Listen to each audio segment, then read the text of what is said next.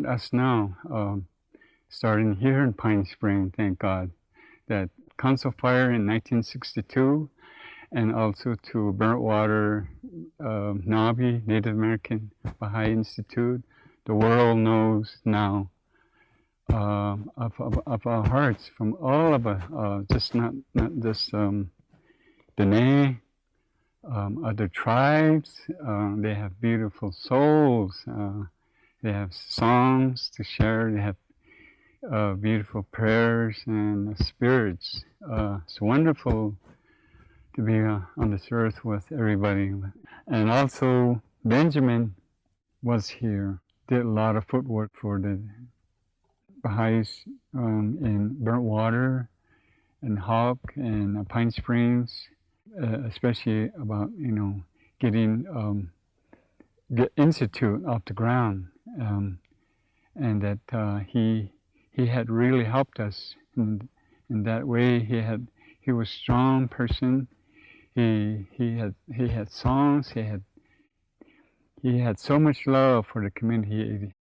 He visited everybody, even myself now. I don't do as much as he did, but he helped us all. He helped us really tremendously.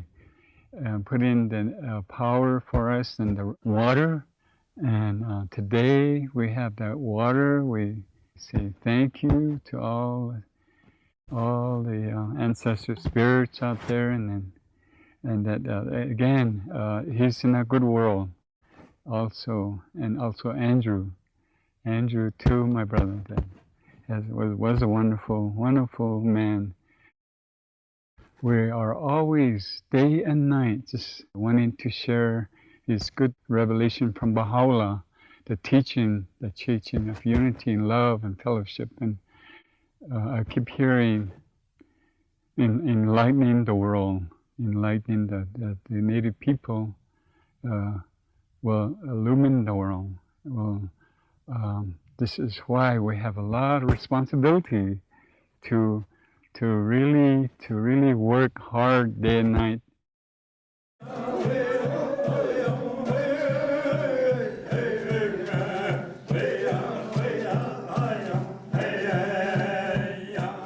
The faith to me from that conference confirmed that I had made the right decision to change and to understand progressive revelation, how each prophet, each manifestation comes and brings the message for the time. I think it's our responsibility to reach out every chance we get, to be as giving, to embrace them, try to help them and become more understanding, and ask them to please understand us and forgive us.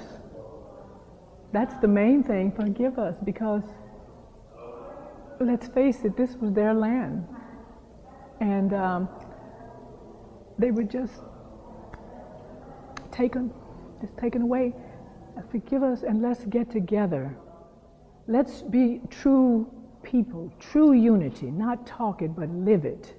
And that's what we have to show. We have to embrace them and come on, come one, come all. And that's what I love about the faith, because the faith reaches out to people. There's nobody left behind. It's up to you.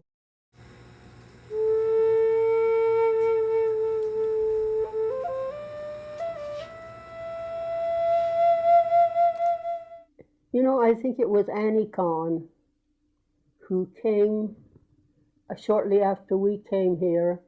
She did a sweat lodge for us, and it was initiated by 9 Baha'i women. And it was Annie, I think, that told us that this area is, I've forgotten just how it was put, but that it is the opening of the spirit returning. So that it's a very special and a very powerful, innocent place. We have many of the Native American peoples in New Mexico, one of the things that makes it so important is that it is tricultural, because it, as Baha'u'llah tells us, in diversity lies strength.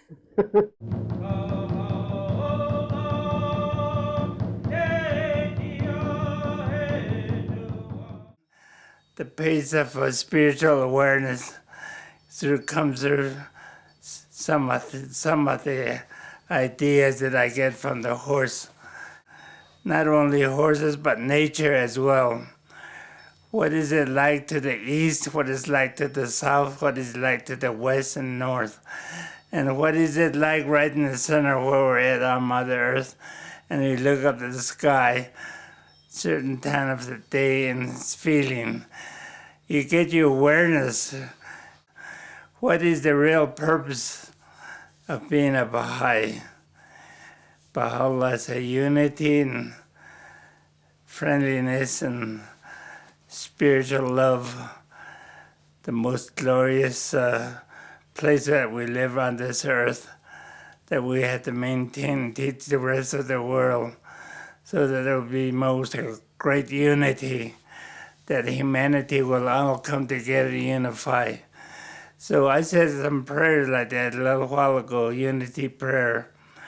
And I think some of these ideas and your ideas has to focus on one point. If you're going to perform certain duties, certain speech, certain talk, certain program, are you going to move a lot of humanity, certain places to come? All of these are very, very important. And you kind of investigate your ideas, how you really feel about it, coming together as a Baha'i teacher. You have to focus and realize the importance of life. Everybody has to live according to their willpower. Where is my willpower today? My willpower is in Baha'u'llah and Elder Baha Shoghi Effendi, because they laid the foundation for all of us to recognize our willpower. What is our willpower? It's not just what you think, it's not just what you feel. It's totality of your being, totality of your life, totality of humanity, that you think about your family and your children and your relations. All these are very, very important people because they're close to you. And you provide something that is good, acknowledgement, so forth. Communication is very, very important. We build a sweat lodge, and I love sweat lodge. I have one in my backyard, every place I live, and I always take a sweat and pray and what my grandpa and grandma taught me. And when some of these young people, like I say, when they get rowdy in certain things, we give them a sweat bath. A lot of people laugh a lot, so some people don't talk, some people very impatient, they want to go do things, jump around and play. You can't do all of this in a sweat lodge, because you really have to learn to sit still and behave, because in a sweat lodge everything's dark, just like at midnight. So sometimes it's a good idea to teach at midnight when they can't do anything, they can't see, can't go nowhere. And a lot of times these children become very patient, very loving people, very loving person. The greatest teaching is being patient, talking in the sweat lodge. And Baha'u'llah says being patient is the key thing. It is the most important spiritual thing, to have respect and to love the elders. And you give them all the patience and wait for them and love the elders. And I teach many of the things this way in in Sweat Lodge.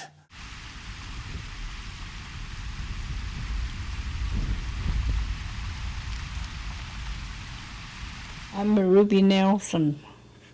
I'm from Pine Springs. I came a Baha'i in June 1962. And my clan is Olinga. And Bitani Ebasashin,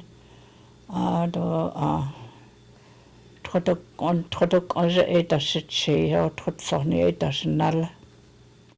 From there on, I came Baha'i. Well, I think it's nice to be a Baha'i, and we usually get together here every Sunday, say a prayer, and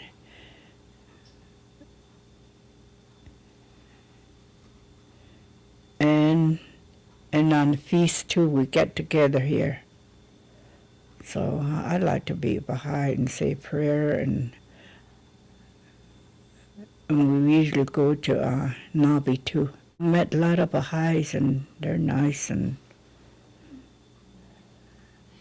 even in Phoenix, you know, there was a lady named Nancy Phillip. You know, she used to come up here during the summer, and she called my sister.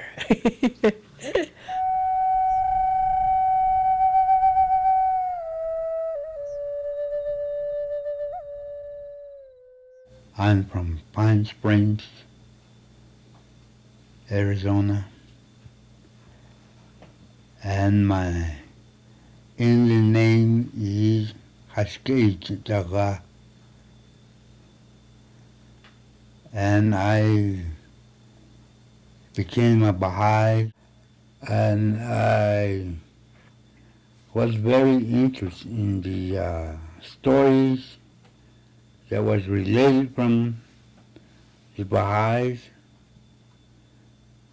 and I began to search into the prayers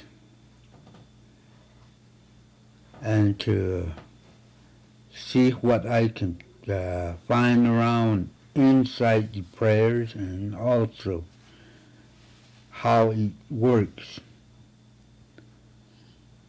And I was very surprised that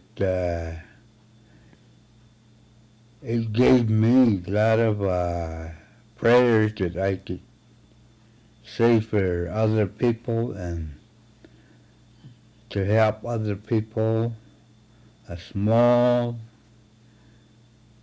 up to an old age.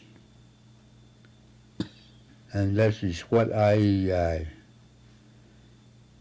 learned from the Baha'is, and then I got a lot of their prayers in my healing ceremonies that I do.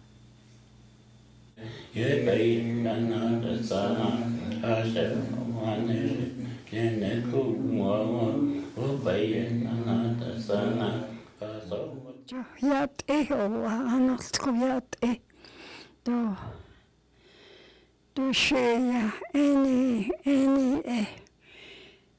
yazin she any eliyaji kodona shadow tapa en shotinji kin bashin nana kia an dashi nana totsone tashinale koda san shlego shalchine khona ako koche da yudichi shon to amma two malen have ako yat e ho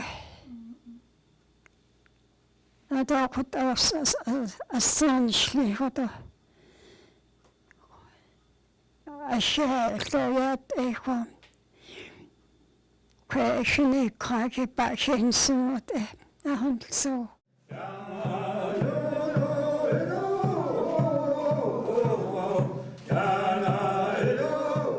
idea occurred to us, or we were inspired, whatever, to keep this going, this momentum. In other words, if this had worked in the case of the Navajo people, maybe it would work with other Native people. And so the idea occurred to us then to hold another gathering. So there was a Tucson Mountain Park outside of Tucson on the west side. And I discussed the idea with the individual that we hold this kind of a conference. And he approved it. And it was overnight camping for several days. And that proved to be very, very successful.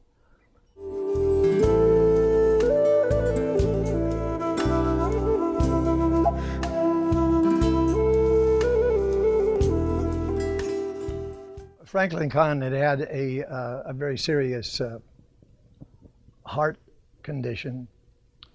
And he told Tim Macy, who owns a local coffee house in Flagstaff, and has had successful firesides every month for years and years.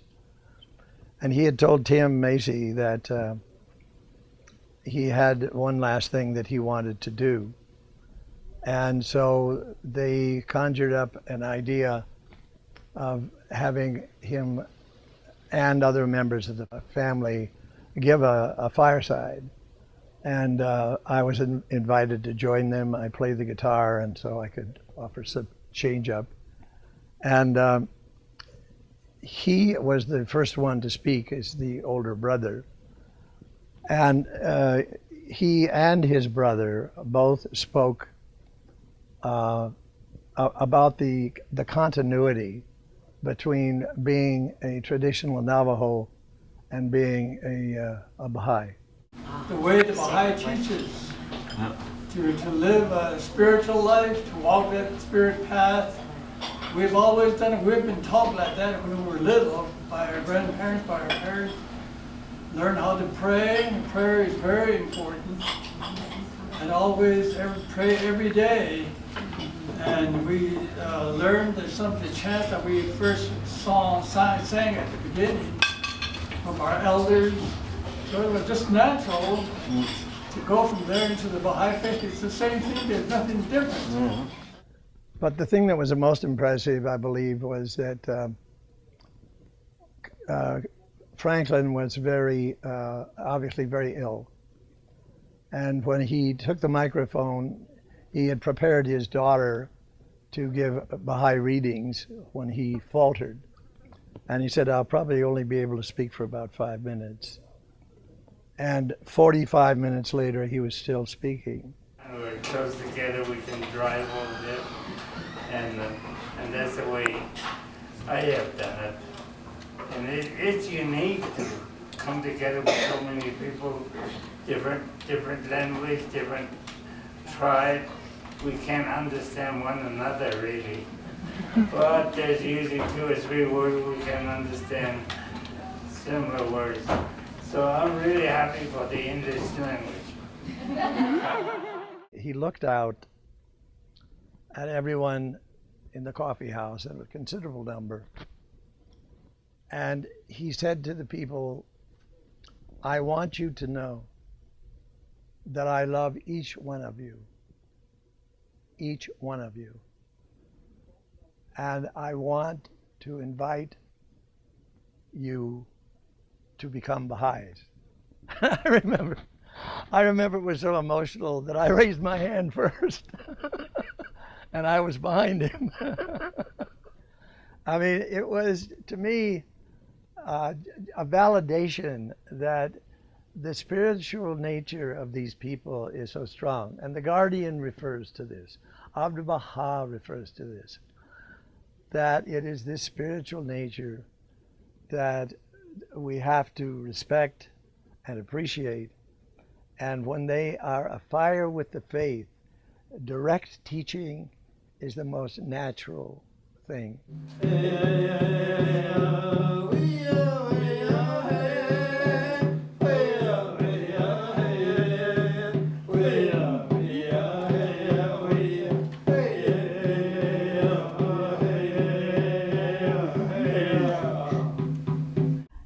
my name is Kathy Cook.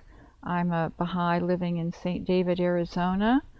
I first became a Baha'i in 1967 in Newport Beach, California, a long way from my roots, Choctaw and Seminole from Oklahoma. And I first became acquainted with Indian Baha'is a very short time after. I married John Cook and we took our honeymoon to Pine Springs, Arizona. After that, I had the good fortune and pleasure of serving on the American Indian Teaching Committee, which was a successor to the American Indian Service Committee that had sponsored the council fire at Pine Springs, and then followed by the Baha'i Indian Council, and then we became the American Indian Teaching Committee. So from that perspective, I've always looked at the Pine Springs Council Fire, where I was not able to attend, as really that tree that began the fruit and the seeds that have scattered throughout this continent in a way of probably the first episode of what we at that time referred to as mass teaching, or a very direct and bold approach to reach, your family, neighbors, and friends.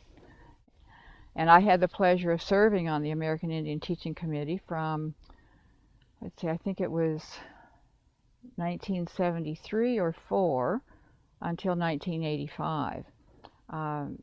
We were called into being, it was a 3-person committee at that time, called into being with that 5-year plan that began in 1974, where the House of Justice first called for the establishment of 25 local spiritual assemblies on Indian reservations. And before that had not been an emphasis, and it had really never been a result.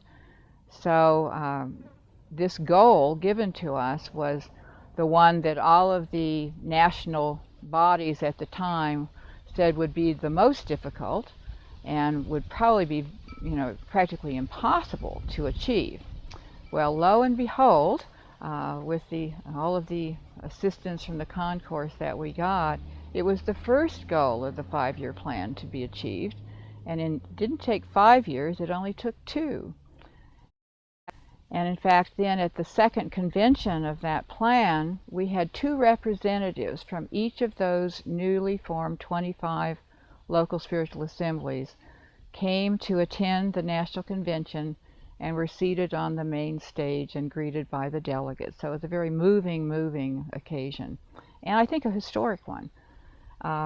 Shortly thereafter, another administrative body was formed called the Continental Indigenous Council, and this included representatives from Alaska, Canada, and the United States. So this served North America.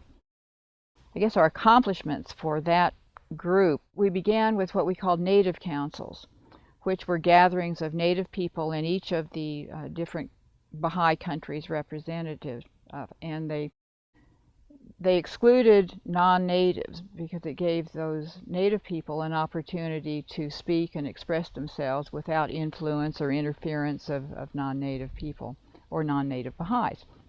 So it bore a lot of fruit. We had some major gatherings, and the Continental Indigenous Council, in collaboration with the American Indian Teaching Committee, sponsored several Trail of Light teaching teams. And as John had inferred of the running groups that began in Chile and Alaska and converged on Mexico City, we preceded that approach. And the Baha'is would come from Chile and South America, from Central America, and then from Alaska, Canada, and we all joined in the United States for a deepening and training on the Navajo reservation again, and at the site of the current Native American Baha'i Institute. That land at that time was very simple. We had a shade ramada and a little covered cook shack that our good friend Barbara Tong, produced wonderful meals. But it was a group of probably about 20 to 30 Native Baha'is from all over this hemisphere. And was before any buildings were there or anything. But we were just thrilled to have the land. And the land came about This would have been in probably 76 or 77. I'd been invited to address the non-delegate session at a national convention, and was very nervous. It was one of my first opportunities to speak to a group of people, and of course non-delegates and all of the, the important people that were there.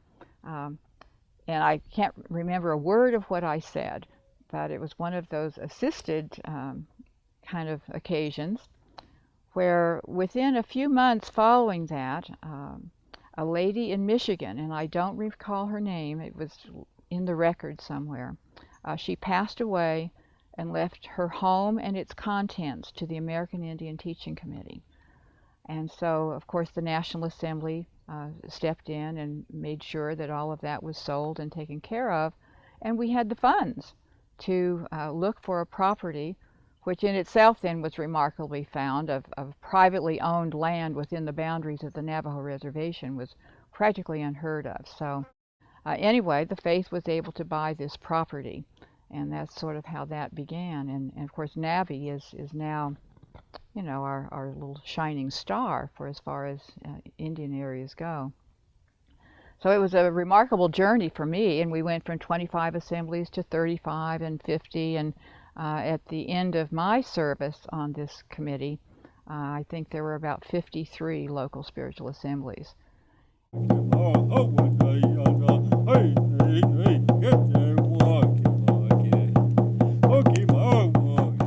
Today we have our young people are coming out of the universities and colleges every year, hundreds of them, and they're now with they understand all these things that's going on in the modern, what we call the modern world. Of course, it also changed our way of life spiritually. Our ancestors were very spiritual people. They live a spiritual life.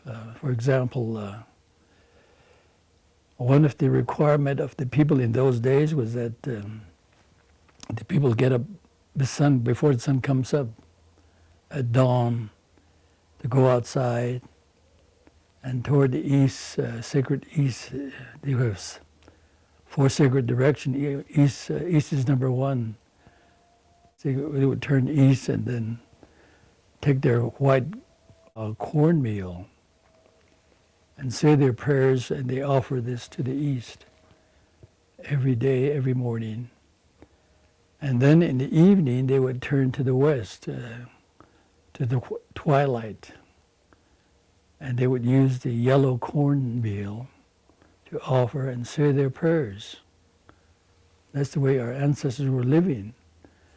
They were very, very spiritual people. They live a life, a sacred life. Everything is sacred. The Mother Earth is sacred. The universe is sacred. Every creation was very sacred. We had to be very careful how to walk, how to live every day. We had a principle, we still do, a principle what is called ke, which is a kinship and relationship with other peoples. How to be together, how to be in unity, how to live together in harmony.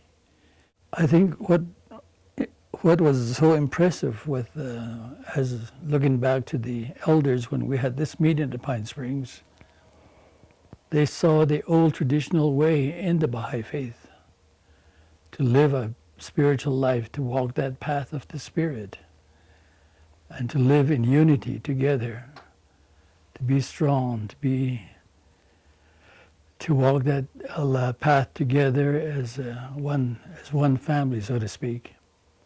And this time, the Baha'i faith is for all humanity to walk together in unity and peace and love.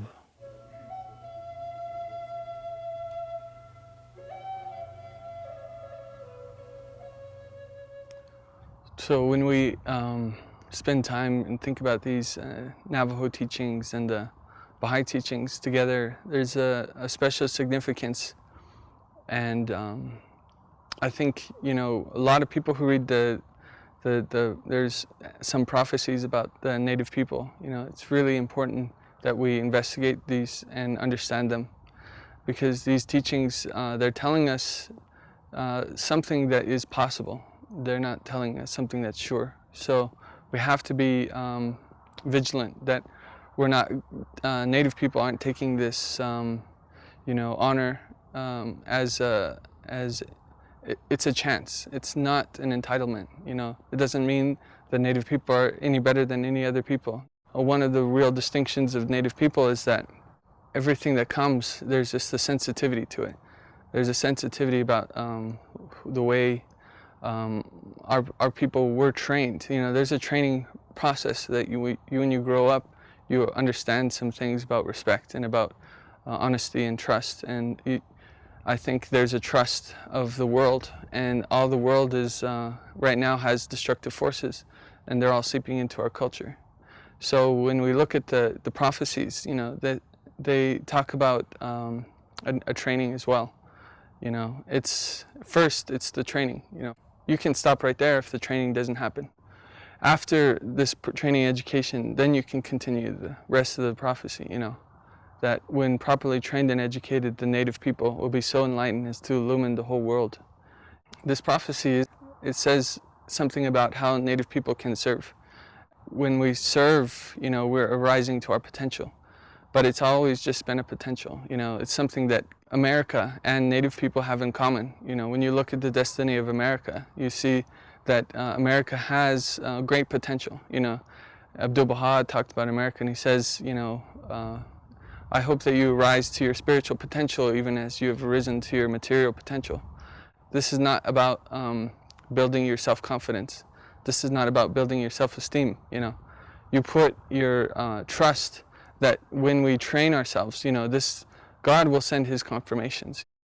This day is the day when the lowest person, the person who humbles himself before God and has that true confidence in him, absolute confidence in his Creator, that's the person who is honored. That's the person with distinction.